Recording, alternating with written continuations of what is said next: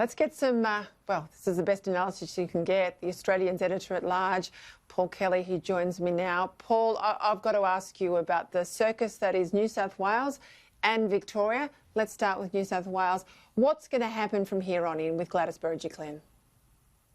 Well, there's no doubt that the Premier's been very severely damaged, but she's not guilty of corrupt conduct in terms of anything she's done or failed to do. But she is very significantly compromised.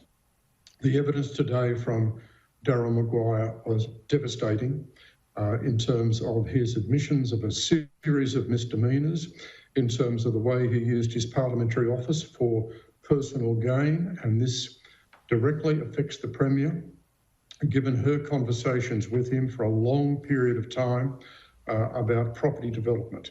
So the fact that she's compromised can be in no doubt. We'll have formal findings from ICAC further on down the track. It's now very much the way the politics play out, in particular inside the Liberal Parliamentary Party. I think there is significant support for the Premier within the community, and I think her performance this morning with the media will only reinforce that. On the other hand, if there will be an argument for her to go, and we'll have to see how this plays out in coming days and weeks. I guess the challenge is, ICAC is not a court. There's been no findings against Dodgy Daryl, as he's been called now, yet. It sounds like with those admissions, though, that there'll certainly be findings against him.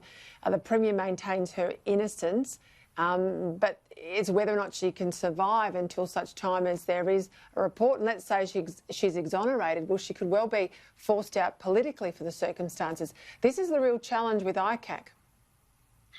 Well, it is a real challenge with ICAC, and I think it boils down to the public hearings, because this is an investigation process, and there have already been private hearings, and we now have public hearings. So the question is, what exactly is the public utility and public interest in these public hearings? And of course, one of the features of the federal ICAC proposed by the attorney Christian Porter is that while it would have very, very strong powers akin to a royal commission, there would not be public hearings in relation to these particular issues. This will be an issue of major dispute, of course. So I think in a sense, one of the bottom lines which may emerge from this is that it will reinforce the argument for a body like ICAC, but it may well increase doubts about the public hearings. We'll have to see the way that plays out. I guess the final point I'd make here, though, is that Gladys Berejiklian has been enormously important in terms of national politics, given her performance as New South Wales Premier, leading clearly the most effective state response in terms of combating the virus and meeting the economic challenges.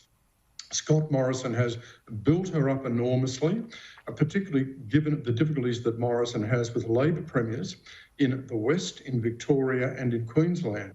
And in that sense, you've got to pose the highly relevant question, well, if the Premier of New South Wales is to go and to be liquidated politically in this sort of situation, given that she's clearly been the best performer in the country by a long way in terms of the political challenges the country faces, is that a good or bad result for Australian politics and for New South Wales politics? Well, we've run out of time to talk about Victoria, but I can tell you which Premier should be going under the bus and which shouldn't.